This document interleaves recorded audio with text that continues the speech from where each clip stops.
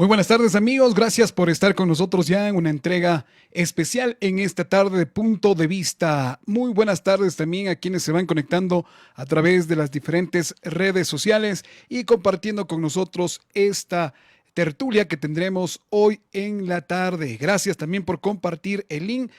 18:12 y nosotros iniciamos. No antes quiero darles la bienvenida y el agradecimiento especial a quienes estarán esta tarde con nosotros compartiendo este panel. Quiero dar la bienvenida al doctor Santiago Pacheco, médico internista del Hospital Alfredo Noboa Montenegro, máster en tratamiento de virus del SIDA.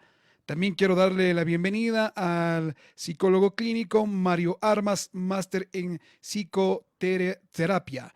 Ellos nos hablarán sobre el nuevo coronavirus, los mitos y las realidades de este nuevo virus y las consecuencias del aislamiento social, el maltrato intrafamiliar que se ha generado a raíz de esta pandemia y cómo enfrentarlo. Queremos darles la bienvenida. Esperamos también ya que se nos conecte la doctora Joana Armas, especialista en salud y seguridad ocupacional, con quien también tendremos un conversatorio en esta tarde. Muchísimas gracias a todos nuestros amigos. Bienvenidos, estimados doctores. Iniciamos con el doctor Santiago Pacheco. Doctor, bienvenido, buenas tardes. Muy buenas tardes, muchas gracias por la invitación. Aquí aportando un poco sobre el tema del coronavirus. La información que tenemos es muy diversa sobre el coronavirus, por eso hay que tener claras algunas circunstancias que debemos tener para no cometer muchos errores sobre este tema.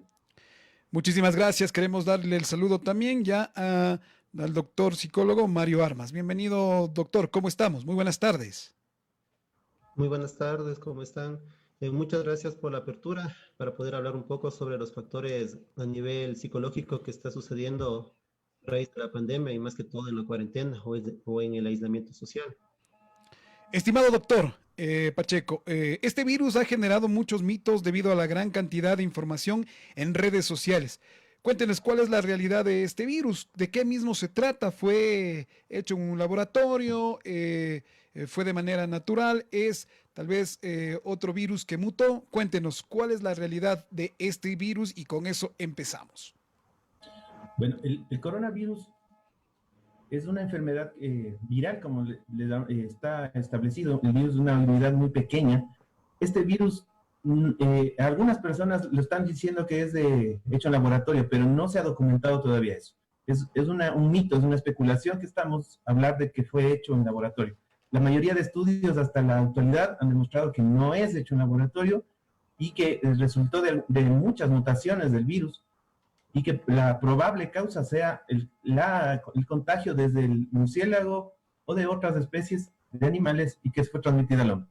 Lo mismo que ha pasado con montones de virus. El mismo VIH fue el caso que fue transmitido desde los monos hacia los humanos. Igual se pensaba que fue un virus hecho en laboratorio, pero hasta el momento no se ha podido demostrar que fuera hecho en un laboratorio. La mayoría de estudios que están hasta la actualidad hechos en genética, en biología molecular, no han podido demostrar.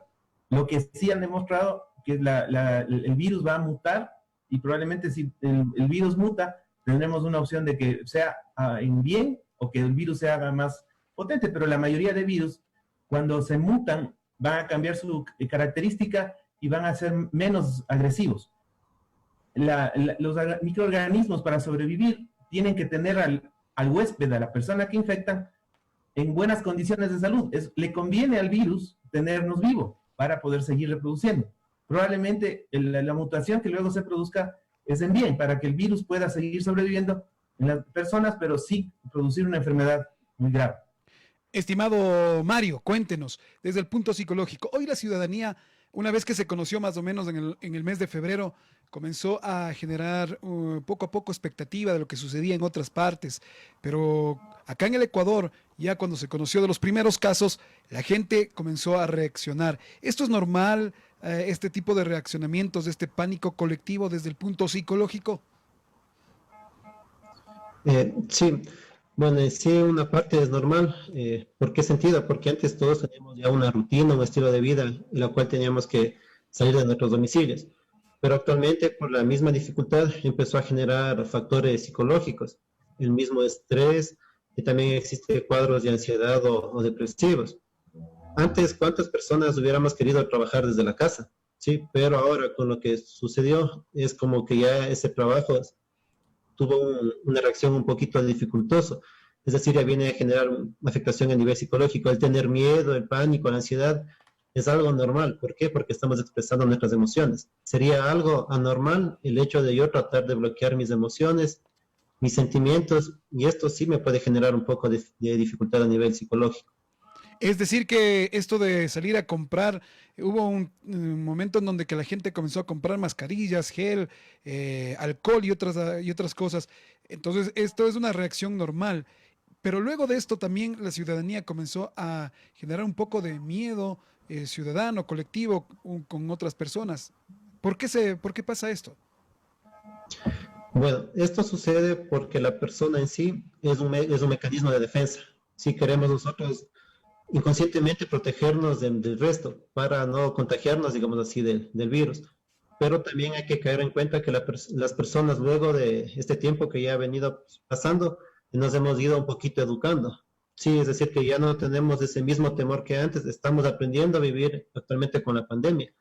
Pero esto también no es que nosotros vamos a salir netamente a realizar el estilo de vida que hacíamos anteriormente, siempre y cuando realizando con las debidas precauciones que se debe tomar.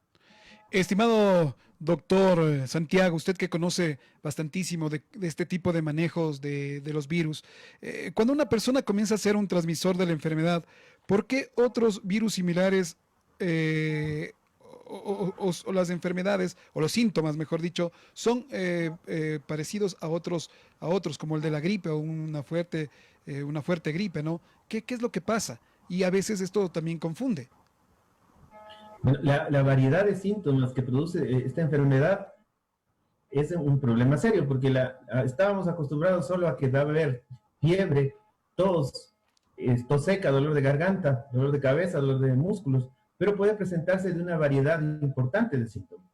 Lo que está pasando en los niños, por ejemplo, la mayoría de los síntomas de los niños son problemas en la piel, en los pies, en las manos, o presencia de envejecimientos en otras áreas del cuerpo, como el abdomen o el tórax. Pues, por eso nos podemos confundir con muchas enfermedades. Y al revés, otras enfermedades pueden estar presentándose y nosotros pensamos que es coronavirus, y así, al revés, o sea, y viceversa, o sea, las dos enfermedades pueden solaparse. La mayoría de problemas por fiebre, por alza térmica, aquí en nuestro medio tenemos algunas causas. En nuestro medio del subtrópico, por ejemplo, tendríamos que pensar en dengue, en paludismo. En nuestro medio, la mayoría de personas adultas mayores presentan fiebre y sin ningún otro síntoma. Por otra enfermedad, puede ser una infección de vías urinarias, un problema de neumonía, y la mayoría de cosas son inespecíficas. Pues, nosotros, al tener síntomas inespecíficos, lo único que nos va a ayudar es examinando al paciente, buscando otras cosas que el virus nos está dando. Por ejemplo, en el caso de las personas que ya tienen dificultad respiratoria, falta de aire, va a haber ya congestión de los pulmones, va a haber alteración en la saturación del oxígeno. Pues eso tenemos que medir. No hay cómo no medir, o sea, sería bien difícil por telemedicina algunas cosas poder medirlas. Pues por eso es a veces complejo manejar desde telemedicina algunas situaciones, pero que algunas circunstancias de síntomas se puede ir manejando por telemedicina. La mayoría de síntomas, la mayoría de problemas, las personas a veces ya solo de ver que tiene el vecino ya se sugestionan y también tienen. O sea, eso también es bastante complejo. Hay personas que dicen tengo fiebre, o la mamá viene con el niño y dice mi hijo tiene fiebre, se le mide y no hay temperatura. Esto también es importante, que las personas pueden tener síntomas que ya, cualquier síntoma pequeño ya les están haciendo pensar que tienen la enfermedad. En ese sentido, mi estimado Mario, ¿qué haríamos como padres o como familiares el momento que nuestros hijos o algún pariente comience a tener estos síntomas? ¿Cómo deberíamos actuar? ¿Qué deberíamos hacer?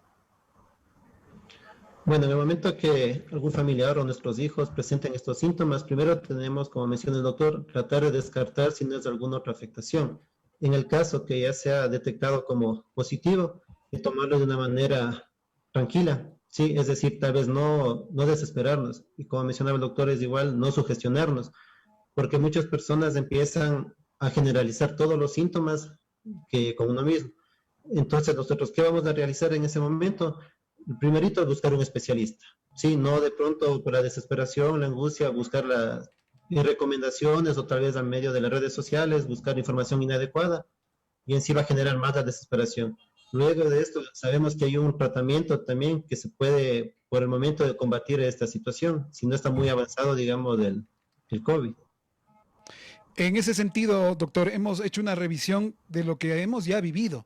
Pero ahora, ¿qué pasa? ¿Qué debo hacerlo primero cuando yo sienta que un familiar o alguien tiene estos síntomas? ¿Debería a dónde acudir? ¿Al hospital, al subcentro o a un médico particular?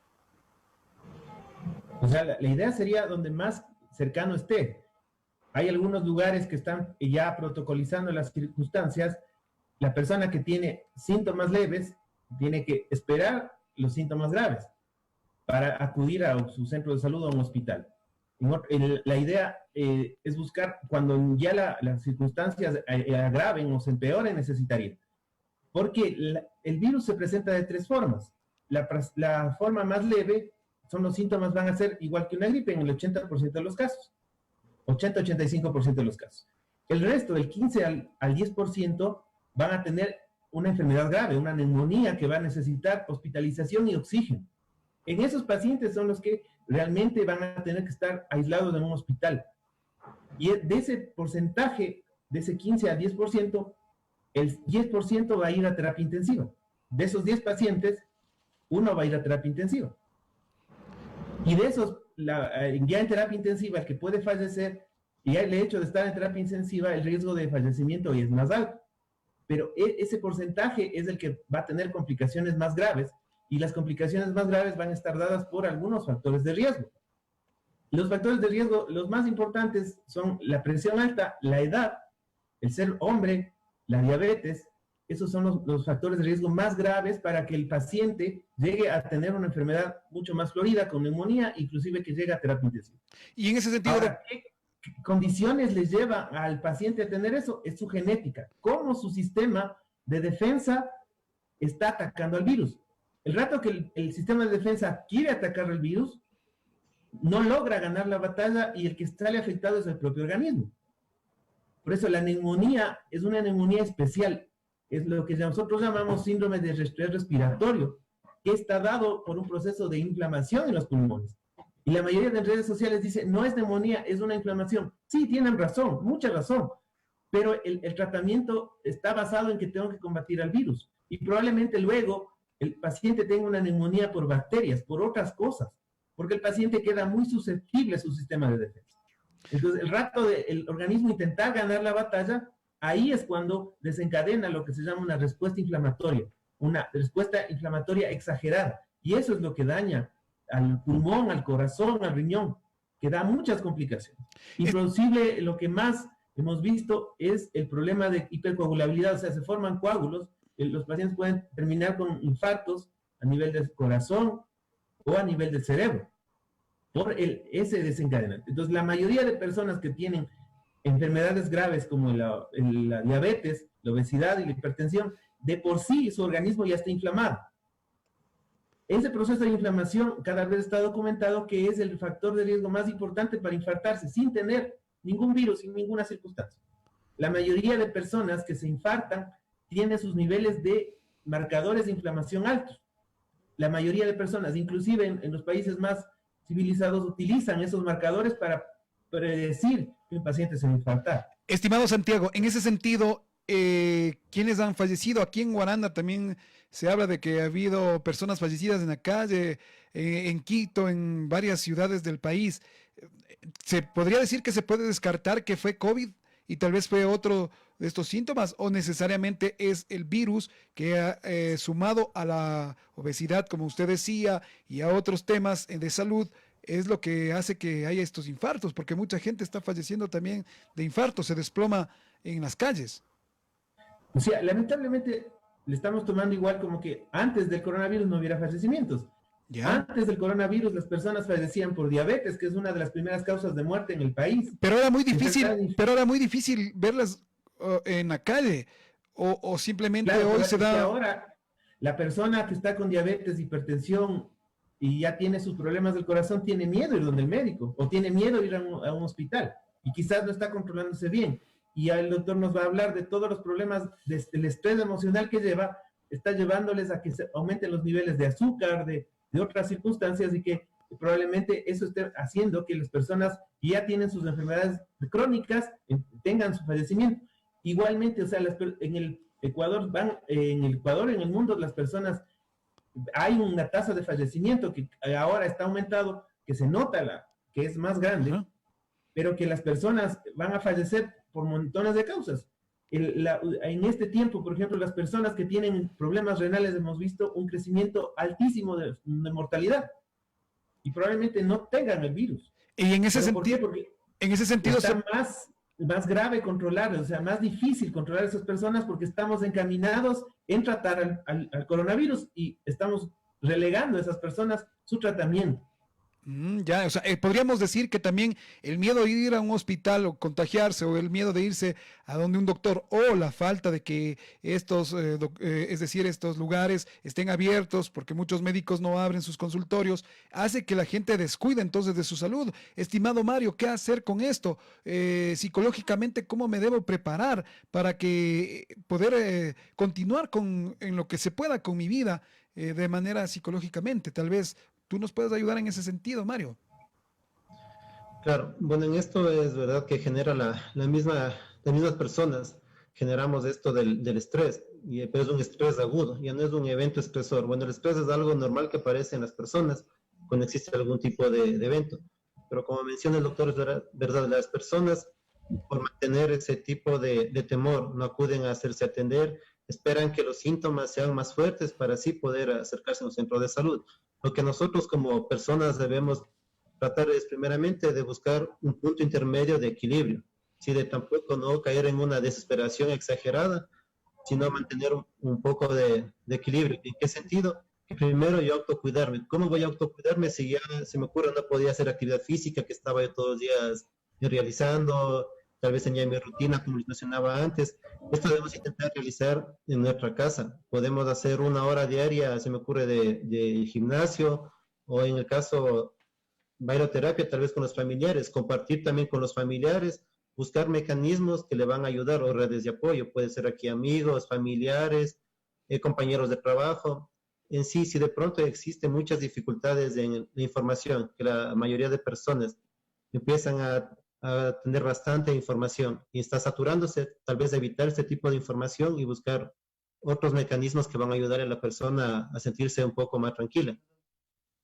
Perfecto. Estimado doctor, cuéntenos, hoy por hoy, ¿de qué formas nomás podemos contagiarnos en ese sentido? Porque muchas personas hemos visto que ya han comenzado a generar sus actividades y vemos que se van tratando de hacer otras actividades. ¿Y esto de qué manera hoy se puede contagiar a las personas con COVID? Bueno, la manera de contagio siempre la que más establecida está es la de los aerosoles. Una persona tose y deja partículas de aire y nosotros aspiramos al virus. Este virus es un virus pesado que por suerte se demora un poco en el ambiente, más o menos 20 a 30 minutos y cae al suelo. Ahora, la otra forma, con las manos, si yo toco una superficie donde está el virus y me llevo a las mucosas, nariz, ojos o boca, estoy llevando el virus dentro de mi organismo. Igual si con algún alimento contaminado consumo, también puedo llevar el virus dentro de mi organismo. Los zapatos, si estoy en la calle, están los zapatos tocando al virus, los virus se me pegaron en los zapatos y voy llevando a mi casa. En la casa, si no me cambio de zapatos, estoy contaminando toda mi casa, el suelo de la casa con el virus. Por eso es importante las medidas para evitar el contagio del virus, pero el lavado de manos es súper importante. El uso de las mascarillas para lo que es si una persona tose o si estuviera en el ambiente. Hay mucha controversia que decía en China está en el ambiente el virus. Claro, estaban en el ambiente en lugares muy concurridos como en los hospitales de Wuhan o en algunos lugares demasiado concurridos. Había tanta gente y tanta gente que estaba expulsando virus que el virus estaba en el ambiente. Probablemente hay lugares aquí en el Ecuador, en Guaranda, que tengan una cantidad alta de virus en el ambiente, en el aire. pero justamente por eso es lo que debemos usar la mascarilla, y lamentablemente hay personas que usan la mascarilla de forma inadecuada, como bufanda, como sea, pero no la usan de forma adecuada. O si no, la parte donde tiene que ir, donde sujeta la nariz, le ponen a debajo o le ponen a un lado para que no les moleste. Entonces, lamentablemente, si no usamos bien la mascarilla, no está sirviéndonos de nada, solo está siendo un accesorio más, pero no cumpliendo su función, que es evitar contagiarnos de los aerosoles que están en el aire. Por eso es súper importante que la persona que se pone la mascarilla tenga conciencia para qué se está poniendo la mascarilla. Santiago, porque si no tiene conciencia de eso, lo primero que le pasa es lo que a todos nos va a pasar, que nos va a estorbar. Pero tenemos que tener conciencia de que es un medio para evitar el contagio. Y regresándonos un poquito a lo que hablábamos anteriormente, ¿es seguro ir a un hospital o a un subcentro donde ya llegan las personas o llegaron personas con COVID? ¿Es seguro? Es seguro mientras no tenga contacto. O sea, yo me voy a comprar en cualquier lugar. Es seguro irme a un lugar si tiene una persona, está tosiendo o tiene fiebre, igual. Ya. O sea, en todos lados vamos a tener personas que tengan el virus. Pero ¿cuáles van a ser las importantes? Las medidas de distanciamiento, las medidas de no estar muy cerca de las personas, usar bien la mascarilla, el lavado de manos, no llevarse las manos a la cara o a las mucosas, que también va a ser importante. Ahora, el problema más grave que tenemos nosotros es el celular, que no podemos dejar, y es un medio de contaminación bastante grave. Probablemente en los medios hospitalarios no podamos usar el celular adentro, tenemos que usar de otra forma, porque si estamos con el celular a la mano y nos acercamos a los oídos, ya estamos acercándole las mucosas de los ojos y de la boca. Pues quizás ahí es un foco importante de contagio. Entonces, cuando vayamos a hacer alguna actividad, dejar a un lado el celular. Las personas que van a los centros de salud, hay lugares que se llaman áreas limpias, donde no están las personas con síntomas respiratorios. Si una persona tiene cualquier enfermedad, puede ir a esas áreas limpias. En los centros de salud, se tiene que tomar las medidas necesarias para que no estar en contacto con las otras personas, pero realmente no es que en el ambiente de esos lugares va a estar el virus en todo lado.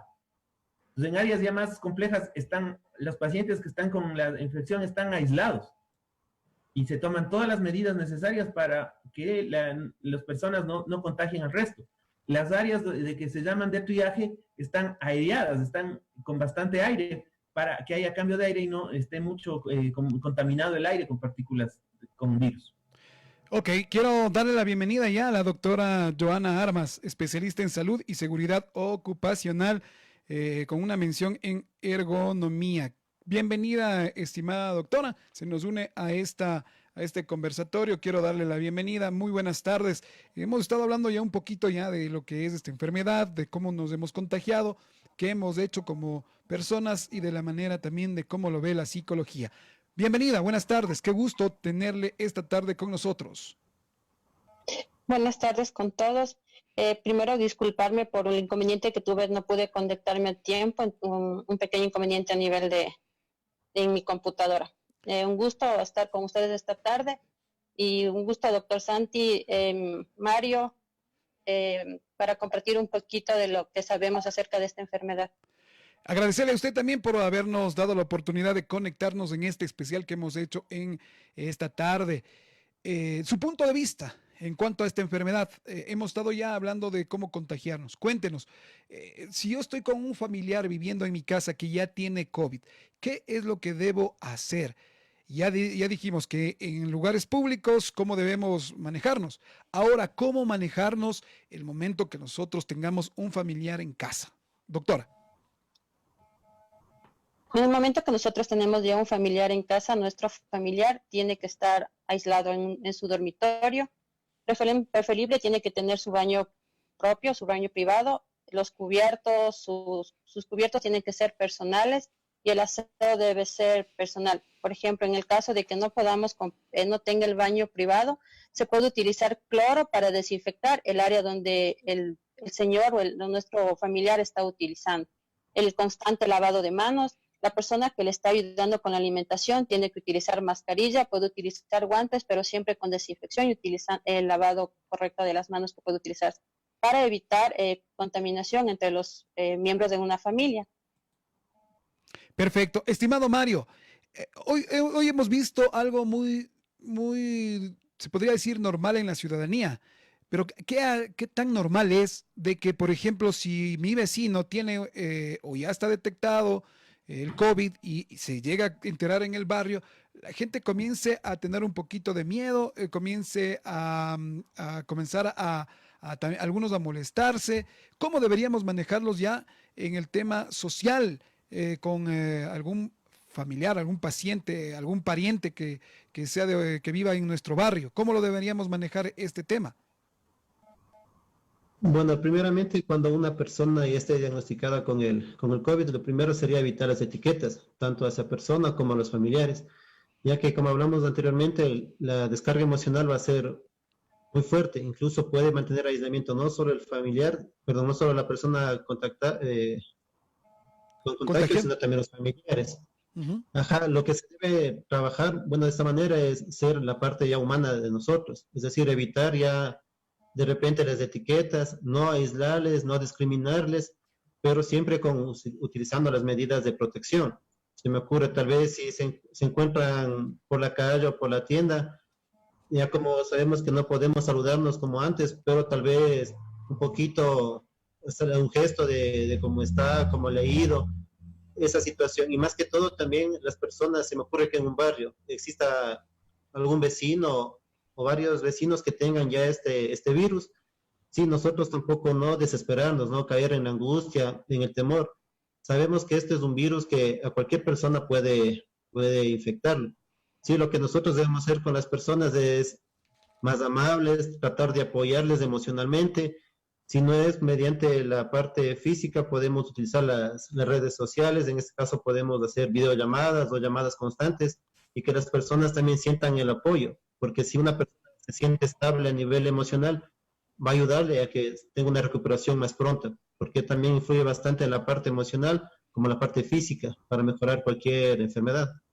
Estimado Santiago, en este caso, usted como médico, también ha habido la oportunidad de que las típicas agüitas de viejitos, como decimos, han sido las que algunos también utilizan. ¿Se puede también utilizar esto a más del medicamento, de lo que el Ministerio de Salud les entrega a quienes están ya contagiados?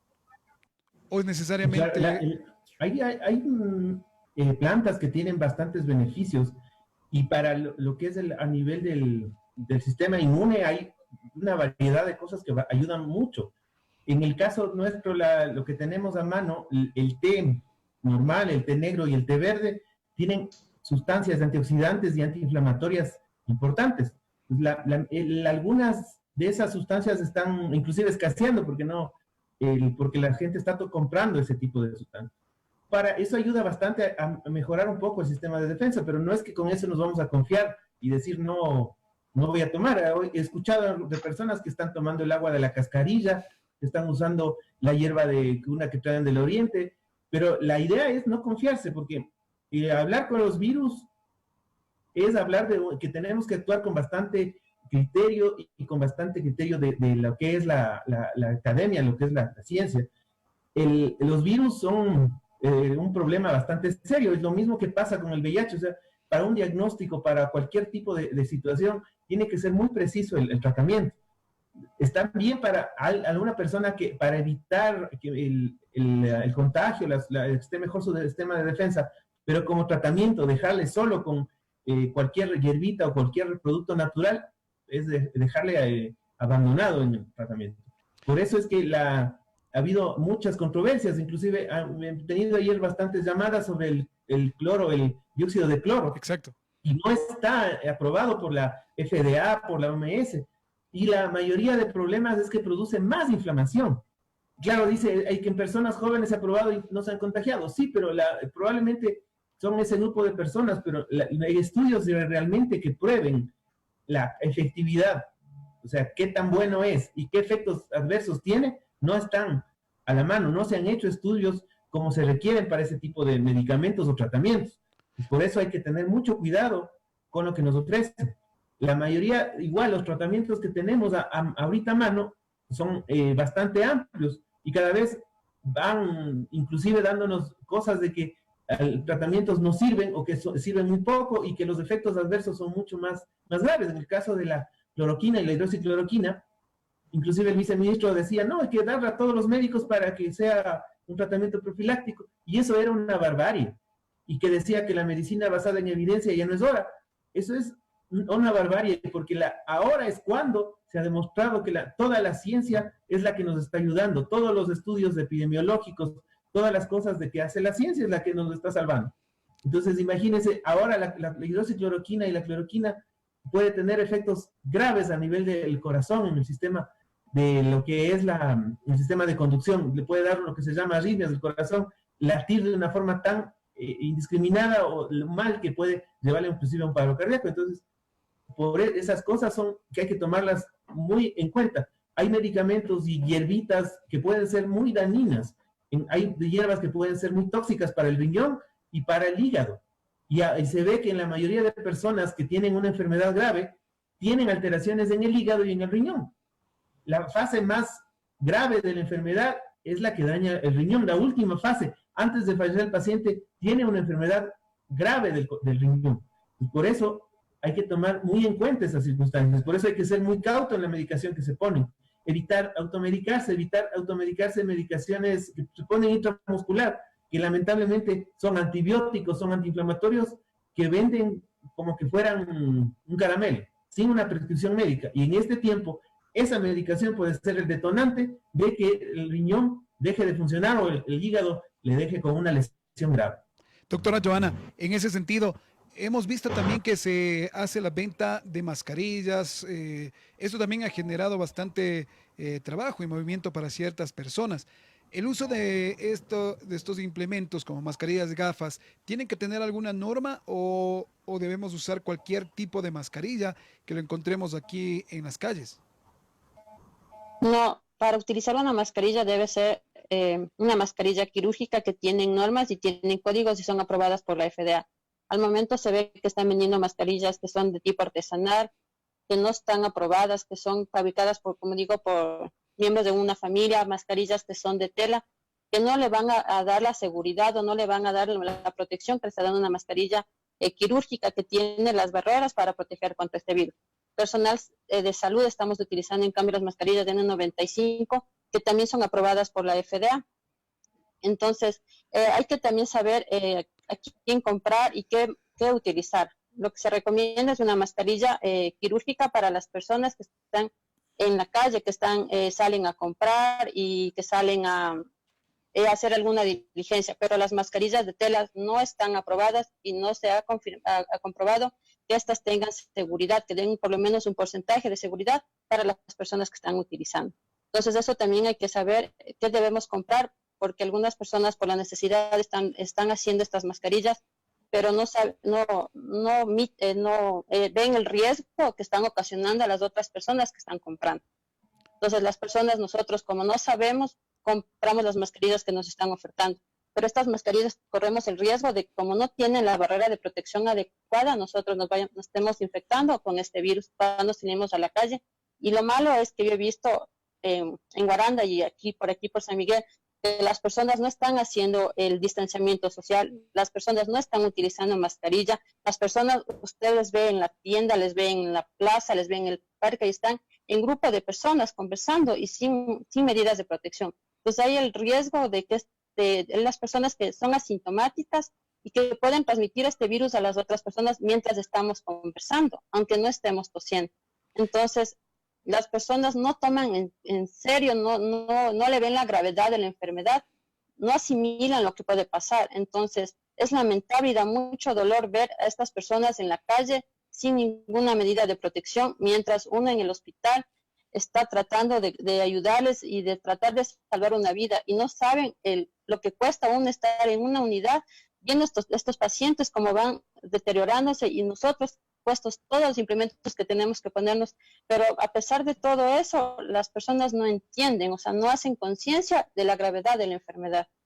Doctora, y en ese sentido también hay lo opuesto, hay las personas que ya poco y más usan una máscara con oxígeno como astronautas. Eso también es necesario utilizar el vestuario, las gafas, los guantes, la gorra, y por ahí encima me pongo un buff y otros guantes de lana. Entonces es necesario también tanta tanto resguardo o no, doctora? Para las personas que normalmente salimos de la tienda, lo que tenemos que utilizar es nuestra mascarilla, que es nuestra forma de protección, y las gafas.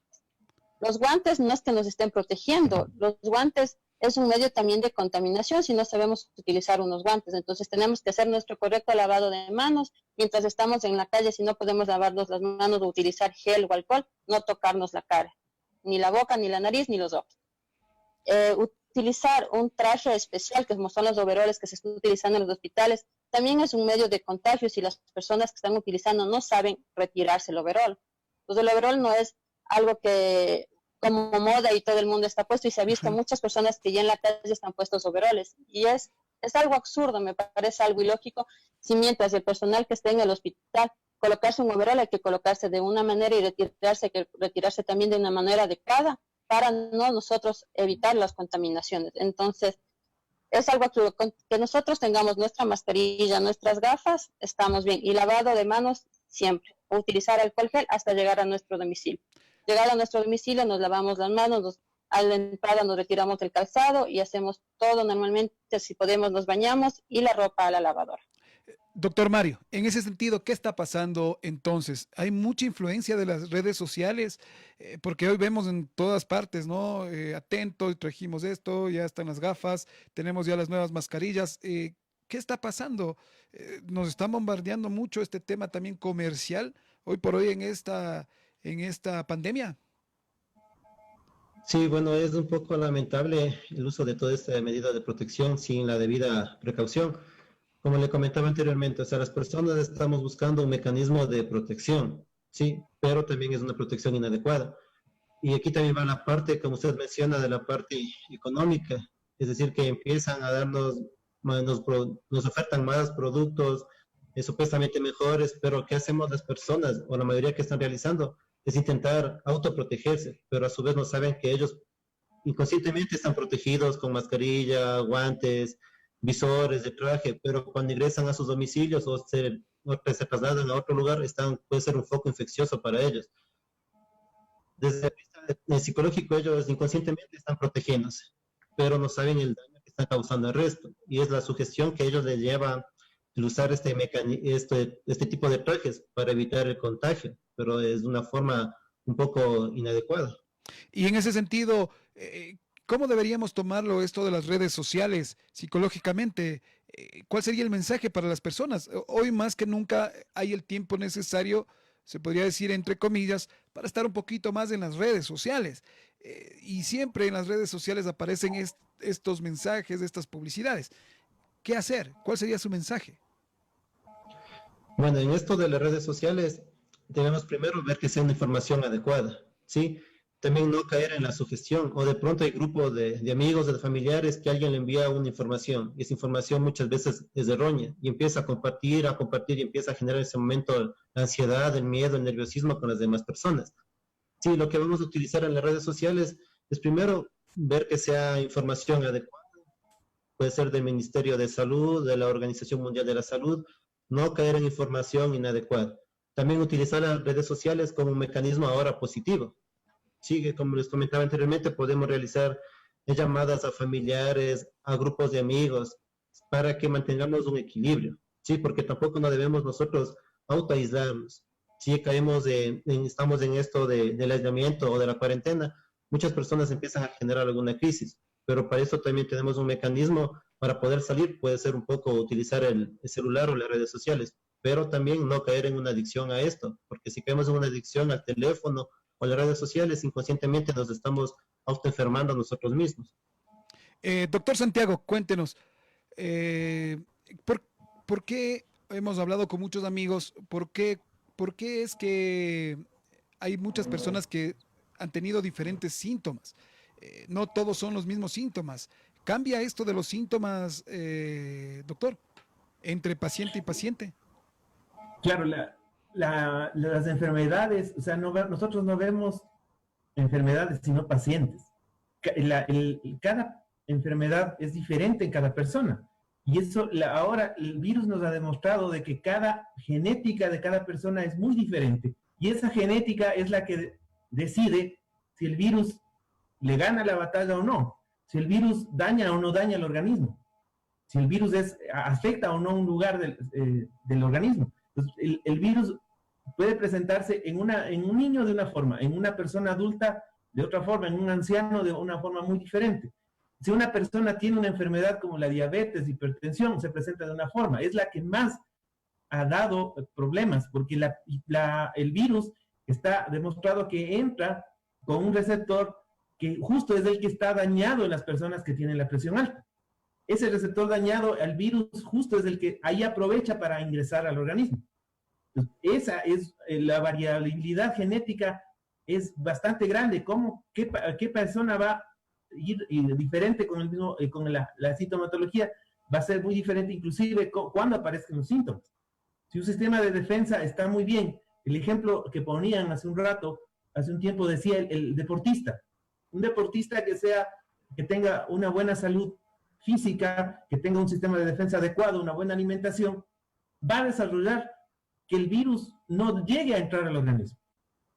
Entonces, a ese nivel debemos llegar nosotros. Pero ¿qué pasa con nuestra sociedad? Cada vez somos más sedentarios. Ahora con la cuarentena nos hemos vuelto mucho más sedentarios y podemos hacer actividad física dentro de nuestra casa y evitar eso.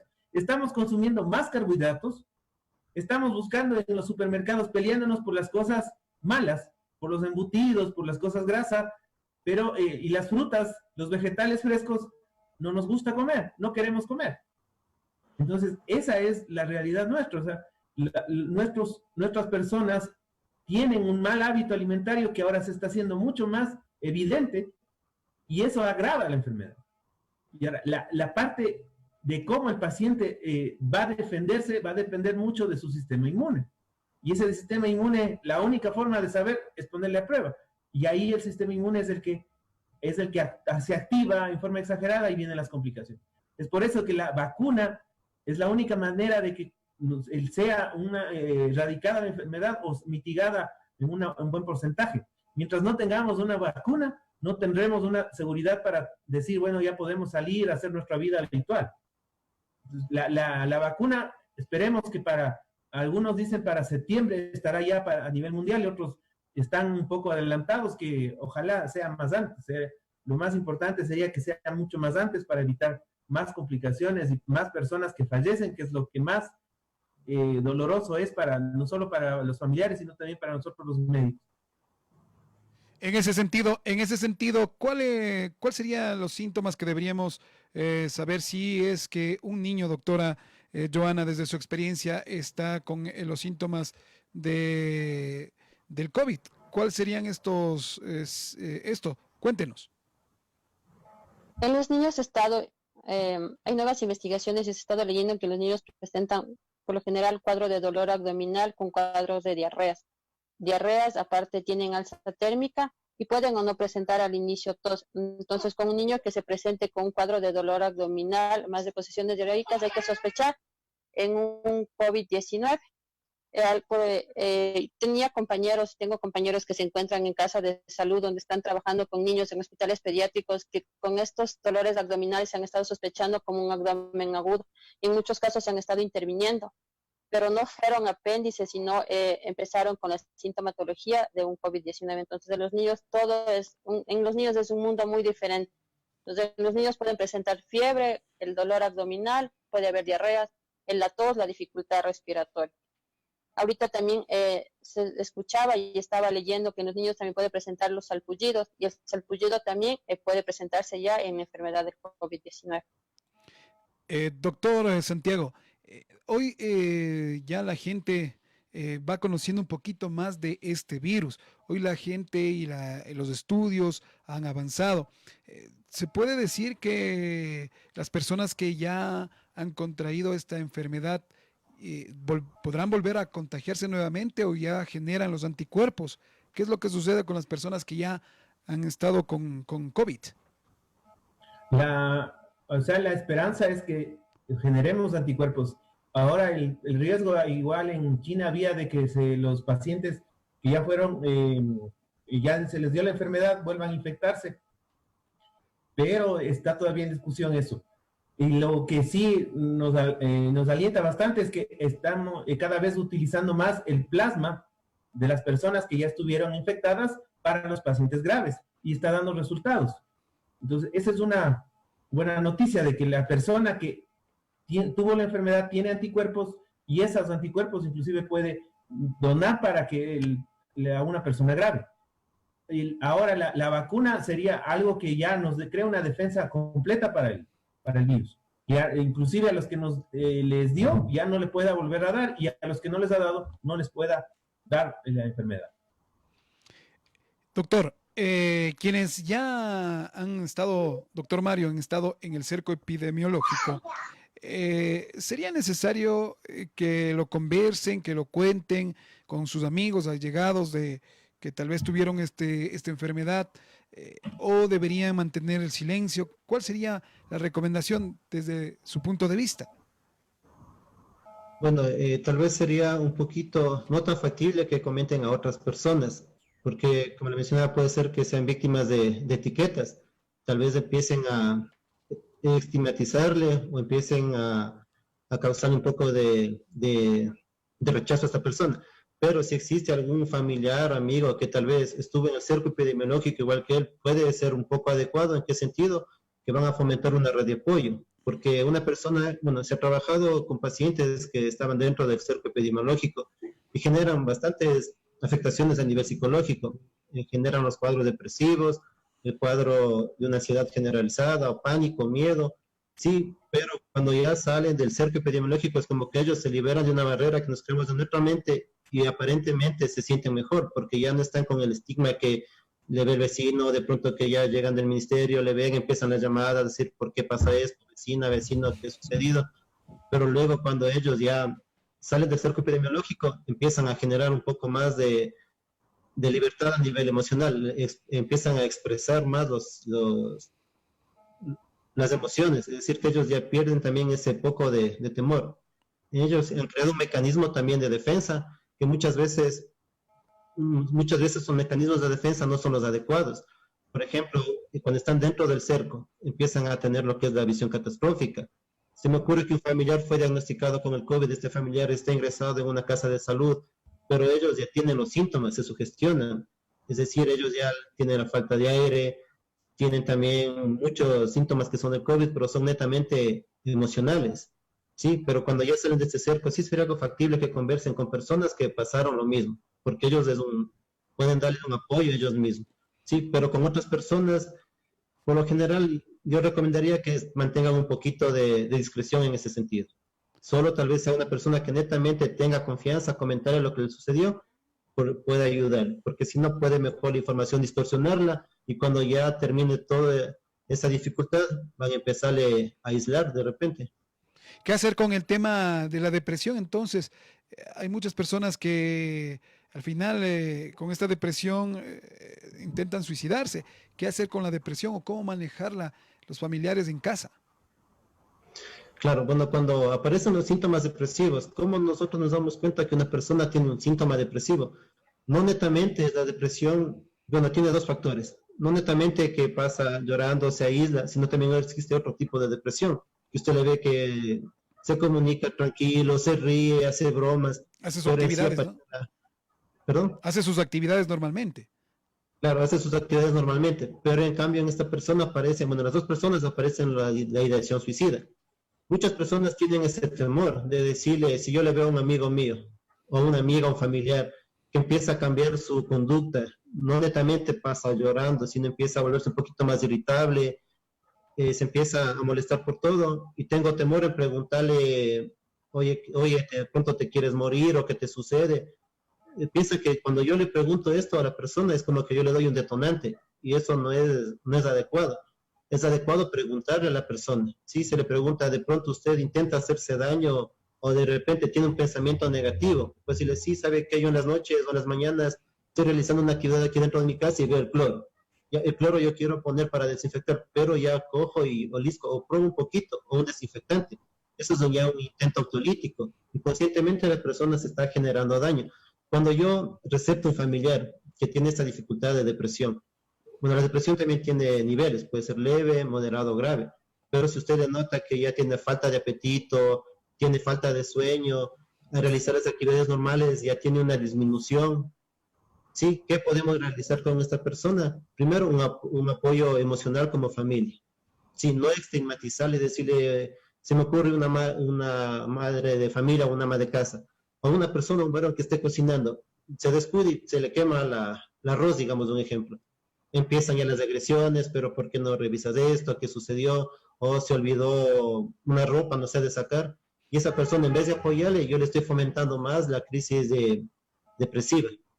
¿Sí? Y cómo nosotros con familiares, cómo apoyarle, conversar, el diálogo es lo mejor, tratar que esa persona genere la empatía conmigo, que tenga esa confianza de comentarme lo que le está sucediendo y no yo generarle una etiqueta, o a su vez, si yo veo que ya ando con familiar, se me está saliendo de las manos, buscar ayuda profesional, en este caso los psicólogos clínicos estamos predispuestos para trabajar cuando existe alguna dificultad, pero reconocer los síntomas depresivos. Sí, muchas personas piensan a los niños, tocamos el tema de los niños o de los adolescentes, piensan que, por ejemplo, en esta situación empieza un cambio de conducta, ver rinches, que están malcriados, que se le quitan el celular, que son en la televisión. Uno como padre, por desconocimiento, empieza a retarle o a castigarle. Y eso no es adecuado. ¿Por qué? Porque no sabemos en sí qué le está pasando al chico. Pensamos que es netamente algo comportamental, pero en sí es un fondo de lo que está sucediendo. En este caso puede ser la misma depresión. Hay que tener un poquito de cuidado también en estos riesgos. O si de pronto un niño o un adolescente o una persona adulta le dice, ¿sabes qué? Quiero conversar contigo. Y nosotros por estar en el celular o en la televisión haciendo otra actividad, lo omitimos. Y luego esta persona ya no quiere, no tiene esa apertura para decirme lo que le sucedió. Y luego lamentablemente vienen los desencadenantes, que puede ser ya el intento político o el suicidio en el mayor de los casos. Hemos pasado ya 60 días de que estamos confinados. Estimada doctora, ¿usted cree que todo lo que se ha tomado como medidas por parte del gobierno han sido las necesarias para poder haber disminuido un poco el índice de mortalidad en el Ecuador? Las medidas que se tomaron, mi forma de pensar, son medidas adecuadas, pero las personas no estamos haciendo el aislamiento. Como les decía anteriormente, estamos saliendo a nuestro domicilio. Si estamos en aislamiento, es decir, estamos en cuarentena, es para pasar en nuestra casa y pasar con nuestra familia. En el caso que tengamos que salir es por la necesidad, por comprar medicación, por ir a comprar cosas en la tienda para la alimentación, pero lamentablemente las personas no están haciendo esto, las personas están viviendo una vida casi normal. Llega a las 2 de la tarde, ahí sí corren porque ya les da miedo de que la policía les vaya a sancionar. Pero las medidas fueron adecuadas, pero la mala educación de las personas, de muchas personas que no hicieron caso, es que esto seguía detonándose. Por ejemplo, en Guayaquil, que seguían con los bingos, que seguían jugando en la calle, que seguían con el boli. Entonces, todo esto detonó que la enfermedad se propague entre más personas. Tampoco los policías o los militares no son mamás de estas personas para estar llevándoles de uno en uno a la casa. Eso ya creo que es el criterio de cada uno de nosotros como personas, por nuestra familia, por nuestro bienestar propio, guardarnos en nuestro domicilio. Pero lamentablemente eso no ha pasado. Y lo que va a pasar cuando se cambien de semáforos, las personas que pasaron encerradas o las personas que no pasaron encerradas van a salir de una forma que ya la desaforada, van a estar afuera en la calle y esto va a provocar más riesgo de contagio. Entonces, si con un aislamiento que estaba obligatorio las personas no estaban en casa, imagínense cuando ya comencemos a salir, porque el distanciamiento social no se está respetando. Entonces, esto va a ser un caos y lamentablemente el sistema de salud puede colapsar. Nuestro hospital es muy pequeño y no tenemos capacidad para ayudar a tantas personas que van a llegar. Doctor Santiago, ¿usted cree que es ya oportuno que a partir del 15 de mayo ya comience a reactivarse normalmente, conociendo cómo es este virus? Y usted, ¿quién más, que es un médico especialista en estos temas de virus, sería ya necesario iniciar este tema de económico, la reactivación económica, acá en Guaranda específicamente, en la provincia de Bolívar? O sea, el tema económico es uno de los que más nos preocupa, pero como alguien decía, sin salud no podemos hacer nada. Lo económico se recupera, pero si se pierde la vida es muy difícil. Nosotros no tenemos unos valores de cálculos reales hasta cuándo más o menos podríamos esperar los puntos máximos de la curva. también hemos visto que hay una variabilidad importante. Guayaquil empezó a aplanar la curva, supuestamente, pero las provincias del centro del país hay una alerta. Las provincias del centro del país tenemos unas particularidades. Nosotros somos los lugares que estamos dando de comer la parte agrícola a todo el Ecuador. Somos los lugares de paso de todo el corazón del Ecuador. Entonces, deberían hacer de alguna forma, por provincia, organizarse para que una provincia haga una cosa y otra al otro rato, porque si nos acumulamos todas las provincias del centro del país a hacer las cosas, vamos a tener más muertos que Guayaquil. Y probablemente las personas de Bolívar tienen una calidad de producción para cómo producen su dinero. Las otras provincias tengan una forma diferente, pero si empezamos a mezclar las cosas de las provincias, a que empiecen a salir las personas, porque toda la reactivación económica se está dando porque hay movilidad, entonces va a haber unas secuelas graves ahí, como decía la doctora, nuestros hospitales son pequeños, los hospitales de Guayaquil son más grandes, la infraestructura, y pese a eso, la infraestructura en Guayaquil colapsó. Ahora quizás Guayaquil está bajando, pero y como están las cosas y como nuestra cultura no es nada buena, cualquier otro Guayaquil otra vez hace un repunte. Entonces, la idea es lo que quizás, si hubiéramos empezado la cuarentena, hubiéramos hecho una cuarentena eficaz, quizás ya hubiéramos estado en otra etapa, que fuera más sencillo, pero lamentablemente no, las personas no tienen esa conciencia de salud, de respetar al otro, nada. Usted va a cualquier lugar y no se hace el distanciamiento. El que quiere entrar primerito, y aquí la ley del más vivo es la que prevalece. Y eso es lo que el virus nos está enseñando, que las cosas debemos cambiar nuestra manera de pensar, que eso va a costarnos mucho y probablemente nos cueste cuando ya vean que una persona, su familiar de ellos está grave, ahí recién van a entender que deben respetar a las otras personas y que el daño no solo están haciendo al resto de personas, que probablemente estén haciendo a sus propios familiares. Entonces, las medidas, probablemente, y el auge de que necesitamos la economía funcione, sí es un problema serio, pero la otra parte, no tenemos claro qué es lo que va a pasar si ya empezamos a ver personas más en la calle. La otra circunstancia importante que tenemos, las personas del subtrópico y de Guayaquil suben igual bastante a la parte sierra, buscando igual, buscando medicinas, buscando hacer sus negocios. Entonces también hay un intercambio importante. Entonces sí todavía hay contagio. Quizás nuestras provincias, como decía, de la zona central, no han experimentado la parte más grave. Quizás, como decía igual la OMS, para los finales de mayo se espera la oleada más grande para toda Latinoamérica. Y esa es la que nosotros debemos tener en cuidado, que esa es la que puede ser la que nos colapse nuestros sistemas de salud. Que todavía no hemos pasado un colapso grande. O sea, ha habido problemas en salud, pero todavía no hemos tenido un colapso así en nuestra provincia. Probablemente si no hacemos las cosas bien, para los finales de mayo tengamos esa nueva oleada que la OMS está diciendo. Doctor Santiago, en ese sentido, tal vez es cómo se tomó esta medida de delegar a cada una de las municipalidades el manejo de cómo se va a realizar la reactivación económica. ¿Cree que usted, el gobierno, tomó en cuenta esto muy aparte de que si está en la ley o no, si es que las competencias lo permiten o no? Tal vez fueron los índices que tomaron ellos para poder dar este mensaje a la nación por parte del presidente.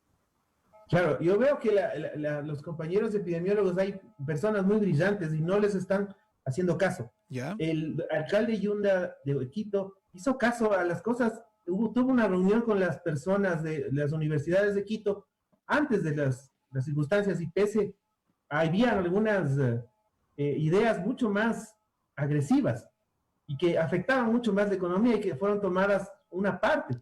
Y las personas que están hablando de lo que es epidemiología no les están haciendo caso.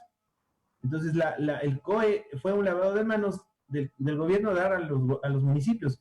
Y los municipios deberían igual asesorarse con personas que conozcan epidemiología, que conozcan cómo es el comportamiento de estas enfermedades y cómo la población va a reaccionar frente a las medidas que se tomen. Entonces siempre esa conexión no ha habido, y las ideas del COE, usted ve que la mayoría de las personas que están en el COE son personas administrativas, pero ninguna es técnica realmente en lo que nos interesa ahorita. Eso es un problema serio. Y que el COE ahora se lavó las manos y ahora les delegó a los municipios. Y ahora los municipios son los encargados de buscar gente preparada en este tipo de cosas para que les asesore. Doctor Mario, en ese sentido hemos pasado ya 60 días encerrados. ¿Cómo afecta esto psicológicamente a la ciudadanía, a la comunidad? ¿Cómo ha afectado esto? Hemos estado ya muchos días en casa. ¿Cómo ha ido afectando esto? Bueno, como le comentaba, ha ido afectando bastante en la rutina que ya teníamos todas las personas, una rutina diaria, en los diferentes ámbitos laborales que se desempeñaba. Lo que apareció primeramente fue como que las personas lo tomaron un rango como vacaciones, es decir, bueno, descansar una semana, 2 semanas, un poco más aliviado el trabajo, ya no estoy en el ida y vuelta, pero luego fue pasando el tiempo y fueron generando los factores estresantes, los factores de afectación a nivel emocional. Las personas no tienen la mayor capacidad de la resiliencia, es decir, cómo yo puedo enfrentar las dificultades. Por eso cuando esas personas pierden este tipo de cómo podría enfrentar las dificultades, empiezan los factores psicológicos. Lo primerito que empieza es una reacción a estrés. Un estrés que puede ser un poco pasajero, si yo no sé manejar este estrés, luego viene un estrés agudo o puede caer en un cuadro depresivo, un cuadro ansioso. En sí, el objetivo, bueno, de esto del aislamiento o de la cuarentena también ha ayudado un poco. ¿En qué sentido? En mejorar la relación familiar. Tal vez por obvio motivo, por el trabajo, pasaban fuera de sus hogares, padre y madre trabajando, los hijos a cargo de terceras personas o en la escuela, retiraban, les miraban 1 o 2 horitas, pero ahora que ha servido un poco es como poder mejorar un poco el vínculo familiar, ¿sí? También esto ha mejorado un poquito, pero en sí la afectación ha sido bastante alta y se ha podido evidenciar mediante las llamadas que se ha tenido, mediante lo que se ha trabajado en la teleterapia, que muchas personas refieren físicamente, estoy bien, voy al centro de salud, voy acá, me hago ver, todo, pero yo me siento mal. Y esto es a raíz desde que empezamos la cuarentena, porque tantas las personas no tienen ese mecanismo de cómo descargar, como le comentaba anteriormente, no tienen una persona, tal vez la confianza en sus familiares de decirle, bueno, yo me siento así, ¿por qué me está pasando esto? Cuando nosotros dejamos de avanzar mucho, nos sobrecargamos de muchas emociones, nos genera esta dificultad a nivel emocional. Doctora Joana, en estos días que hemos estado obligados a estar en casa, hemos empezado a trabajar en la cama, hemos convertido nuestra sala en nuestra oficina y otras formas que no estaba acostumbrado el cuerpo. ¿Qué pasa en nuestro cuerpo físicamente al hacer esto? ¿Sucede algo biológicamente? ¿En nuestro cuerpo comienza a cambiar? ¿Qué es lo que sucede? Hemos cambiado también el horario, hemos cambiado los horarios. Ya no comemos en el horario que era. Hoy estamos tomando café 11 de la mañana, estamos merendando 4 de la tarde, almorzando 4 de la tarde y merendando 10, 11 de la noche. Todo esto genera cambios también en nuestro aspecto físico, biológico. Claro que sí, porque nosotros nos estamos volviendo en unas personas sedentarias, estamos aumentando de peso, no estamos haciendo el ejercicio, no estamos por lo menos saliendo a caminar. En el domicilio podemos hacer actividades físicas, pero nos estamos dejando, pasan acostados viendo la televisión y todo eso está dando un sobrepeso y el sobrepeso también es un factor de riesgo para esta enfermedad. Estamos con mala alimentación, como indicaba el doctor Santiago, estamos alimentándonos muy mal, no estamos comiendo comida saludable, sino comida chatarra. Y esta comida también lo que nos provoca es un aumento de peso. Y el no dormir las horas adecuadas, el no tener una buena horario de comida, todo eso también altera nuestro sistema inmunológico, porque también así estamos bajando nuestras defensas, ya que no tenemos una buena alimentación, ya que no estamos haciendo ejercicio físico, ya que solo estamos pasando acostados, solo estamos viendo la televisión y comiendo comida chatarra. Todo eso a largo plazo va a provocar un daño en nuestro organismo y sobre todo, como digo, vamos a estar con sobrepeso y obesidad, que es algo que nos va a llevar a un factor de riesgo para esta enfermedad y aparte de tener diabetes, aparte de tener hipertensión, aparte de tener problemas a nivel de colesterol y de triglicéridos. Entonces, todo esto nosotros no estamos viendo lo que nos va a acarrear el estar solo acostados en una cama. Entonces, tenemos que quitarnos del chip de estar solo acostados, por lo menos vamos a la terraza o vamos al patio, pues salgamos a correr, bailemos entre nosotros, hagamos alguna actividad física, por lo menos juguemos, yo que sé, fútbol en la terraza con nuestros hijos, salgamos a correr, y no solo permanecer encerrados viendo la televisión o estando en el celular. Todo esto también nos provoca para mí es una carga emocional, una forma de un estrés, porque no tenemos cómo desahogarnos o cómo salir de este encierro que nos estamos generando. Entonces, sería bueno también, como decía Mario, conversar con nuestros familiares, conversar lo que nos está pasando, tener actividad física y tratar de dejar a un lado el sedentarismo que nos está ganando. Y cuando nosotros ya salgamos a trabajar, ser unas personas sedentarias va a ser un grave problema otra vez de reintegrarnos a nuestra vida normal. Estimado Mario, en ese sentido, también están las personas de la tercera edad, nuestros adultos mayores, y también que nos olvidamos bastantísimo de ellos. ¿Qué es lo que debemos hacer también con ellos? ¿Cómo es el manejo psicológico que deberíamos tener con los adultos mayores? Bueno, con los adultos mayores lo que se recomienda es mantener un diálogo permanente, ¿sí? Conversar con las personas, también reconocer las emociones que ellos también están generando, ya por el hecho de que le ven que tal vez una persona fuerte, siempre fue fuerte durante todo el transcurso de su vida, aparentemente él no expresa ninguna emoción o ella no expresa ninguna emoción. Y eso a veces pasamos por desapercibido. ¿Qué es lo que debemos hacer? Mejorar también la comunicación con ellos, conversar, de hacer y realizar actividades que les gustaban. Se me ocurre, podemos jugar lo que son los juegos de mesa. De pronto, bueno, digamos en la parte rural, hablemos, o en la parte urbana también, podemos tal vez que las personas empiecen con las verduras a desgranar los choclos, se me ocurre, a que escojan arroz. La situación es que ellos también se mantengan ocupados. No solo yo preocuparme por la desesperación, es como hay una campaña que menciona que solo salga el jefe de hogar a realizar las compras. Esa persona llega cargada emocionalmente, o sea, ya tal vez me contagié, bueno, tengo a mi papá, a mi abuelito, a mi abuelita, y es el miedo a contagiar, y coge y él se aísla.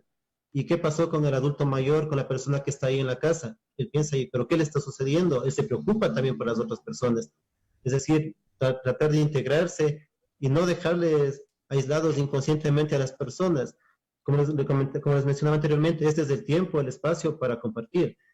Sea o no sea la situación que estemos dentro del mismo hogar, pero tenemos los medios virtuales que podemos, una videollamada o de pronto una conversación o llamarle o pasarle un mensaje, transmitirle un mensaje por un primo, un tío, una tía, preguntándole cómo se encuentran, cómo están, y ellos también van a estar muy pendientes de nosotros. Las recomendaciones, igual como mencionaba Joana, actividad un poquito física en los adultos mayores. No vamos a hacer que sea una actividad física extremada de 1, 2 horas, 3 horas. Unos 5 minutitos, unos 10 minutitos de ejercicio, puede ser aeróbicos, ejercicio de relajación muscular, el bailoterapia, que es muy bueno, o técnicas de relajación, que consiste en técnicas de respiración profunda, va a ayudarle bastante también a las personas y escucharle a un adulto mayor. Si yo no le escucho a esa persona que le dice, venga, ¿qué le está pasando? O escúcheme, justo yo vi esta noticia, pero dice, no, ya regreso, espera un ratito que tengo que contestar la llamada, o el teletrabajo me están llamando por acá. Y esa persona ya tampoco va a volver a contactarse. Y usted cuando ya le ve, dice, ¿qué le pasa? ¿Sabe qué? Empieza a dolerme el estómago, empieza a dolerme la cabeza. Siento que me subió la presión, ya me desmayo. Y netamente es emocional. ¿Por qué? Por esta afectación también que no permitimos que la persona tenga esa descarga o no la integramos, sino que estamos inconscientemente aislándoles. Estimado doctor Santiago, usted conocedor del manejo de este tipo de virus, ¿se quedará aquí en el ambiente este virus? ¿Al final desaparecerá? ¿Cómo es esto? ¿Qué sucede ahora después de? O sea, el virus va a permanecer con nosotros. Nosotros, lo que nos dimos cuenta es que somos unos seres en la Tierra y que tenemos que compartir con el resto. El virus nos ha demostrado eso, que los animales ahora están saliendo que en lugares que no podrían estar, las plantas están renaciendo. ¿Por qué? Porque nosotros, la capa de ozono se está arreglando.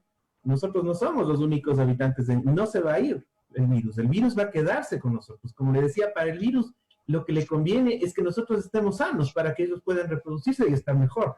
el virus va a mutar algún rato, pero para que sea menos dañino para las personas. Y quizás la vacuna nos ayude un montón y evite que la enfermedad sea grave y que la enfermedad sea mortal. Eso es lo que va a hacer la vacuna. Pero el virus no se va a ir. Lo que nosotros vamos a tener que aprender a vivir con él. Doctora Joana, en el tema de reactivación económica, ¿cómo será el manejo de la seguridad ocupacional con quienes tengan empresas, con quienes tengan sus centros de venta, quienes tengan lugares donde la gente llegue? ¿Qué es lo que se debe seguir pensando y cuáles serán esas normas que se deban seguir a futuro para esta reactivación económica acá en el país y especialmente en la provincia de Bolívar? Cada empresa tiene que ya tener su protocolo para reactivación. Es decir, hay que empezar a pensar en los trabajadores, darles capacitaciones, ayudarles con el insumo adecuado, que en este caso sería el uso de protección, el uso de mascarillas para cada uno de los trabajadores, dependiendo del lugar en donde se encuentre, darles la medida de protección, sus gafas, sus mascarillas y sus guantes. Ir empezando de poco en poco con el 25% al inicio de las personas y le vamos viendo cómo se va comportando, va con el 50%, con el 75%.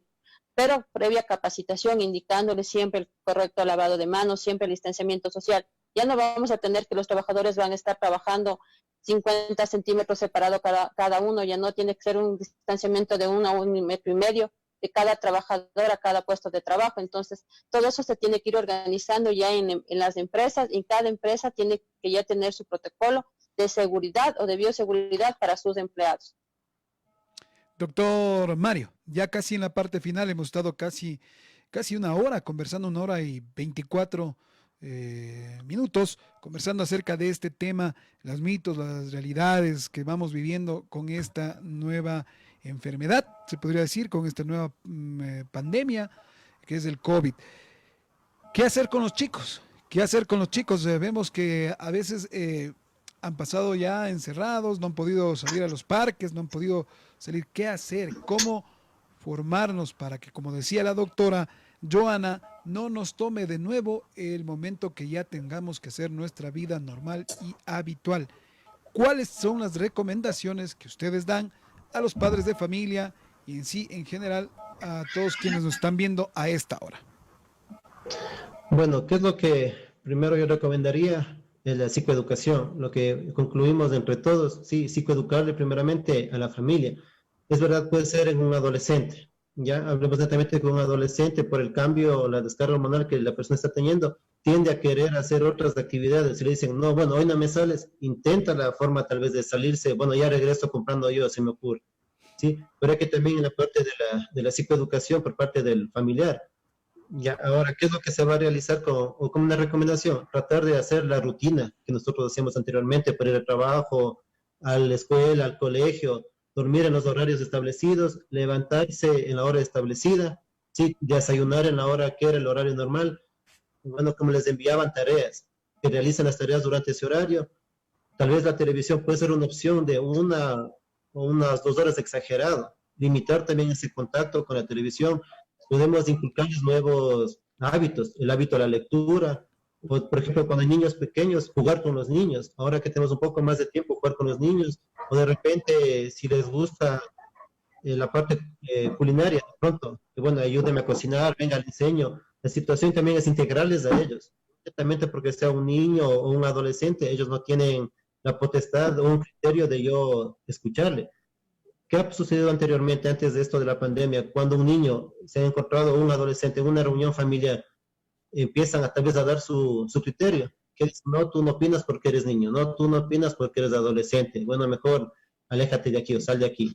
Ya, ahora es nuestro tiempo de tal vez escucharle al niño qué le está sucediendo. La recomendación adecuada es esto, de mantener la rutina que hacíamos, ¿sí? Si existe episodios de pronto de poquito de que le genere malestar a nivel emocional, conversar con esa persona, preguntarle qué le sucede, o ver yo cómo apoyarle. Si yo como padre, como familiar, como hermano, no puedo brindarle un apoyo emocional, buscar un profesional que le ayude de esa manera. Y para cuando sea ya el momento que que pasemos de color de semáforo y volvamos a realizar las actividades normales, tal vez ellos que acudan a la escuela, al colegio, educarles con todas las medidas preventivas. En la parte, por ejemplo, del autocuidado para ellos mismos, el distanciamiento que ellos deben mantener, sí, y tampoco no es que el hecho que nos digan, ¿sabe qué? Ya vamos a salir nuevamente a realizar actividades normales, que enseguida transcurran se me ocurre un partido de vóley, de fútbol, de básquet. La situación es autorregularles también a las personas. Es lo que yo les puedo recomendar, mantener la rutina que hacíamos. Puede ser que cada semana cambiemos también esta rutina, que no sea algo que le esté generando la ansiedad. Sí, también ser un poquito más flexibles. ¿En qué sentido? Con los adolescentes, con los niños, en las reglas que yo tengo, las reglas y roles que cumplen en la casa. Si por algún motivo le veo que ya se me ocurre, se levantó de la mesa, no recogió su plato, no le puso o no lavó el plato o su cubierto, empiezo yo a retarle, no preguntarle, pero bueno, hoy día no hizo, tal vez hagamos un poquito más tarde. O también a darle otras actividades, darles unas pequeñas actividades que ellos pueden cumplir dentro de la casa, darles nuevos roles también a ellos, escucharles siempre lo que les esté afectando o les esté pasando.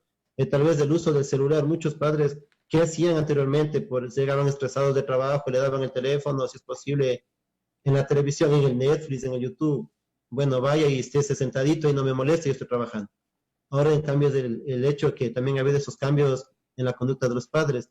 ¿Por qué mi hijo, ahora que estamos en la cuarentena, quiere estar más en el televisor, más en el computador, más en el celular, que prestarme atención a mí? Esas son unas pequeñas consecuencias que estamos viendo actualmente, y esto podemos rever en este tiempo. Doctor Santiago, nadie estuvo preparado. ¿Qué se viene a futuro? ¿Cómo usted, conociendo este tema, ve que será nuestra vida a futuro? Ya luego de que comencemos a reactivarnos, ¿será normal? ¿Cómo va a ser a futuro? Es incierto esto. ¿Qué nos podría decir usted ya en la parte final? Bueno, no, cambió todo, la manera de ver de toda, desde el punto de la salud pública, toda la economía, o sea, el cambio es drástico.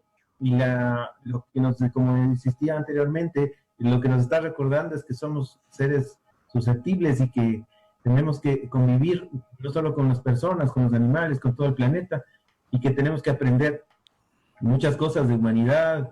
El virus nos está enseñando de que tenemos que cambiar en muchas cosas que estamos fallando, y como personas, como sociedad, tener un cambio importante para mejorar a todos, no solo en la parte médica, sino en todos los sentidos, para que todas las personas puedan ser más llevadero este virus, y las personas adultas mayores, las personas que son más susceptibles, estén más protegidas. Doctora Joana, agradecerle también a usted, y en la parte final, el manejo de todo este tema emocional, psicológico, y el manejo también por parte de ustedes como médicos ha sido muy fuerte. ¿Usted cree que esto ha cambiado también el punto de vista de la medicina y el punto de vista también de cada uno de nosotros como ciudadanos? Porque este tipo de pandemias lo veíamos tal vez en la televisión, en la parte en otras partes del mundo, y nunca pensamos que iba a llegar también a nosotros. Ustedes como médicos, hoy, ¿cómo ven esto y cómo será a futuro el manejo también en cuanto a la medicina dentro de los diferentes hospitales? Bueno, esto sí nos ha dado un cambio total, un cambio radical, 360 grados de un cambio dentro de una institución. Le podría dar un ejemplo pequeñito y chiquitito. Ante el hospital siempre se ha manejado que tenemos el alcohol gel siempre para desinfección de manos. Antes la presión era utilicen el alcohol gel, utilicen el alcohol gel, utilicen el alcohol gel. Ahora no hay la necesidad de que alguien le esté diciendo utiliza el alcohol gel. Solos utilizamos el alcohol gel y el alcohol gel se acaba en una guardia, se acaba todo 2 o 3 frascos. Y es porque nosotros ahorita estamos viendo la necesidad de cuidarnos, atendemos a un paciente, nos lavamos las manos, utilizamos el alcohol gel. Entonces todo eso nos ha cambiado nuestro chip de que tenemos que protegernos nosotros para proteger a nuestros pacientes que vienen a atender, que vienen a hacerse controlar con nosotros. En parte psicológica también nos ha jugado un papel muy importante porque nos estamos cargando al inicio que una enfermedad que no conocíamos, de una enfermedad que era totalmente desconocida, de que no pensábamos que iba a llegar acá, y cuando ya comenzó a llegar a nuestra provincia, cuando comenzaron a llegar a nuestro a nuestro hospital pacientes con esta enfermedad, toda la descarga emocional, todo eso se vino a nosotros, porque no sabíamos cómo manejar a estos pacientes al inicio. El miedo, porque somos personas, somos humanos y tenemos miedo nosotros también de contagiarnos, el miedo de contagiarnos nosotros, de llevar el virus a nuestras casas, de hacer todas las medidas de prevención, de hacer todas las cosas con una rutina y cosas minuciosas para tratar de disminuir el riesgo de contagio de nosotros y llevar el virus a nuestras casas, que es lo que más, el temor, porque la mayoría de médicos y personal de salud tiene de llevar el virus a nuestros familiares y contagiarles. Entonces, todo esto nos ha cambiado nuestra forma de pensar. Hemos tenido miedo, hemos tenido estrés, hemos tenido ansiedad, hemos tenido crisis de llanto, y todo esto es una descarga emocional tan grande que nosotros también hemos acudido de forma personal a personas, a psicólogos para que nos ayuden en este sentido a saber manejar esta ansiedad y este miedo que estamos teniendo, para poder trabajar de una mejor manera en el hospital, para tratar de no tener el miedo de estar con esa ansiedad en el domicilio, de no poder descansar, de no poder conciliar el sueño. Todo eso también a nosotros nos afecta. No somos superhéroes, como dicen que somos superhéroes, somos humanos de carne y hueso que también sentimos, tenemos miedo, lloramos, y eso también tienen que entender las personas, que también nosotros tenemos que ir al baño, tenemos que comer, somos como todas las personas en el mundo. Entonces, eso nos ha cambiado nuestro chip, nos ha cambiado todo, y todo hacemos de la forma mejor posible para ayudar a nuestros pacientes y nosotros de evitar el riesgo de contagio. Yo quiero agradecerles a mi estimado doctor Santiago Pacheco, a la doctora Joana Armas, también al psicólogo clínico, el doctor Mario Armas. Quiero agradecerles por haber sido parte de este primer programa de Punto de Vista. Quiero agradecerles a ustedes y finalmente yo concluir diciendo que no estuvimos preparados para lo que es esta pandemia, pero el día a día nos ha ido enseñando cómo manejarlo. Varios han sido quienes han estado contagiados y hoy se han recuperado. La fe es muy importante. El tener también una actitud positiva y salir adelante ha sido otra. En cuanto a las actividades, sí, se han generado cambios, pero estas nos han hecho para ser mejores personas. Espero que este punto de vista que hoy ha sido tratado en esta tarde con estos profesionales haya sido de esa ayuda. Yo quiero agradecerles, será hasta el próximo día sábado, donde nos estaremos encontrando con nuevos invitados para tener una tertulia y poder conversar de estos y otros puntos. Quiero agradecerles a quienes han estado conmigo en el panel y decirles que estaremos muy pronto también encontrándonos con ustedes. Muchísimas gracias, será hasta el próximo sábado.